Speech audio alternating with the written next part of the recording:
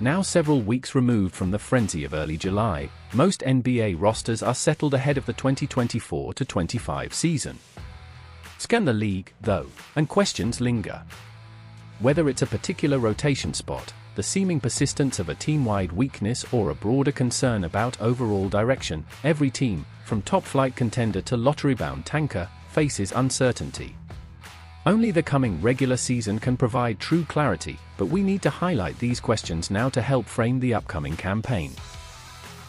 Atlanta Hawks: how much longer will the Trae era last?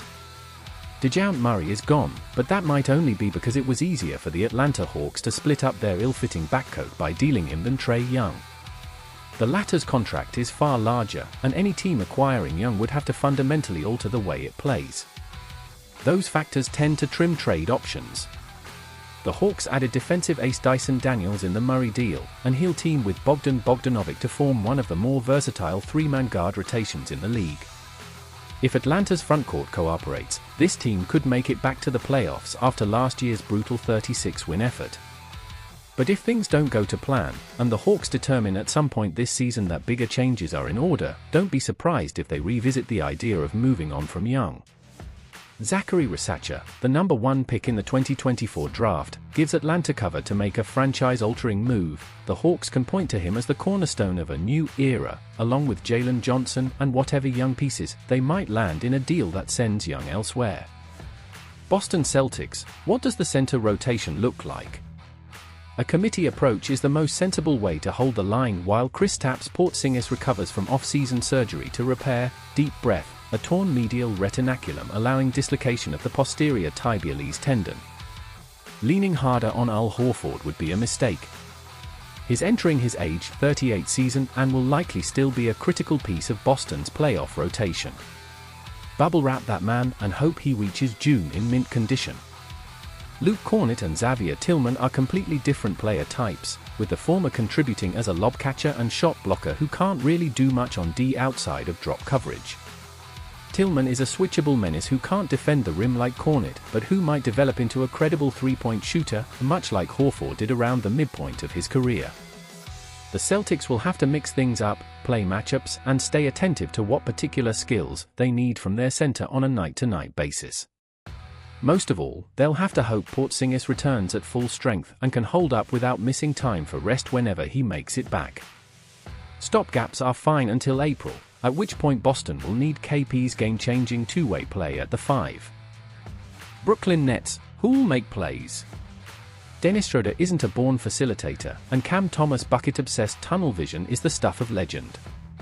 Both projected starters can score the ball, but neither seems likely to help bring out the best in the Brooklyn Nets' most important players.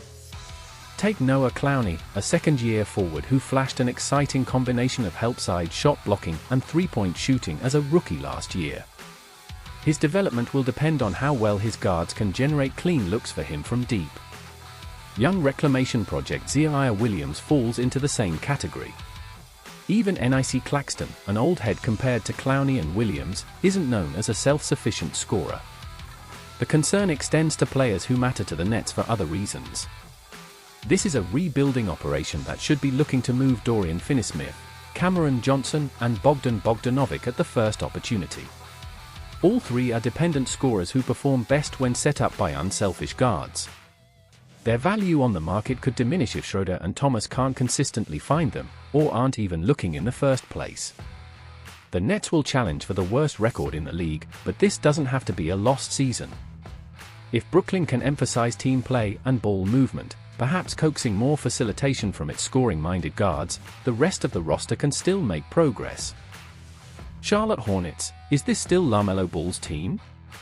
Forgive the talk radio-themed framing of the question, but it's undeniable that LaMelo Ball's status within the Charlotte Hornets organization is in flux. A clear cornerstone when he earned an All-Star nod as a 20-year-old in 2021-22, Ball has essentially lost 2 straight seasons to ankle injuries. He's young enough to recover completely and reassume his mantle as the Hornets franchise player, but things are more complicated now.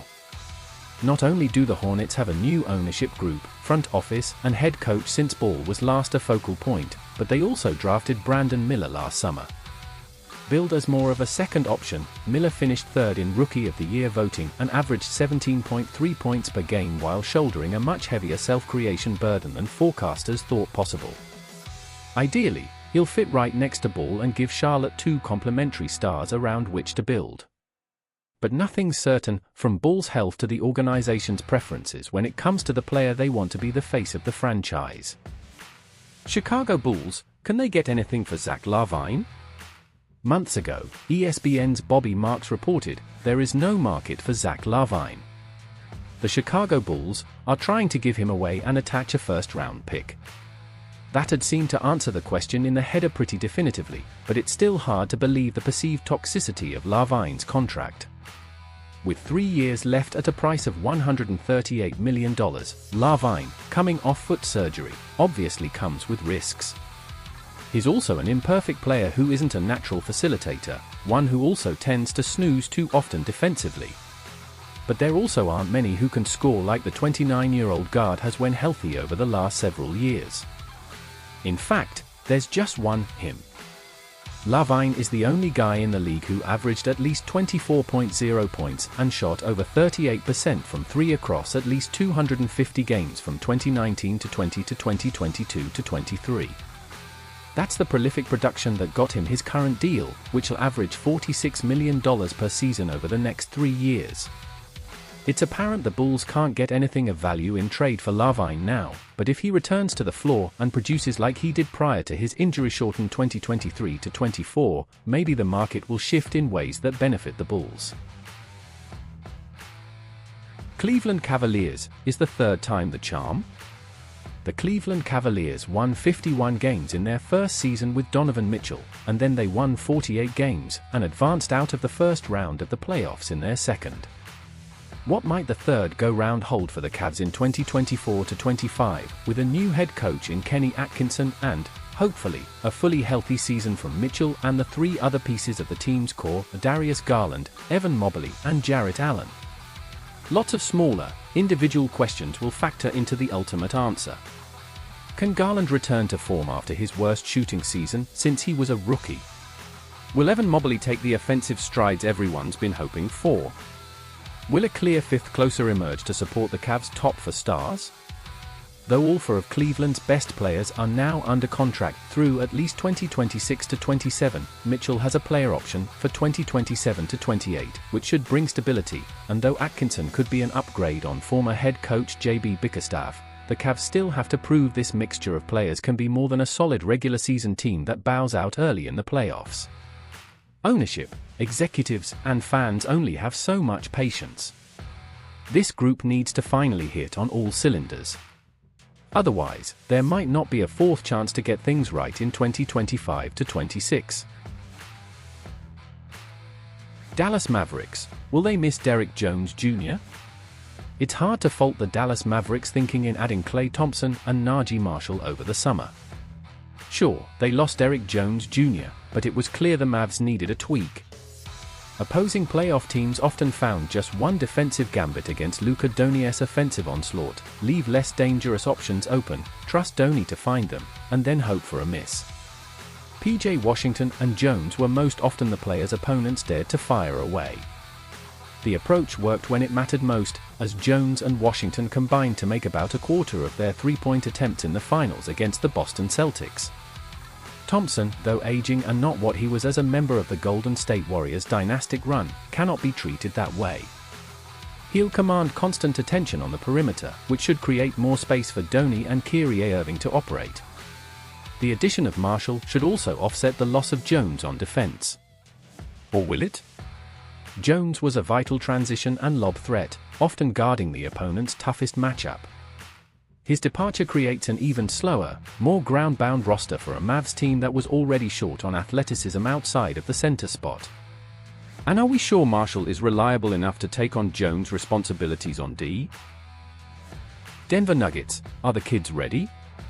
Christian Braun is likely to start for Kentavious Caldwell-Pope. Peyton Watson should slide up the depth chart, and at least a couple of the Denver Nuggets' other young pieces are in for more playing time.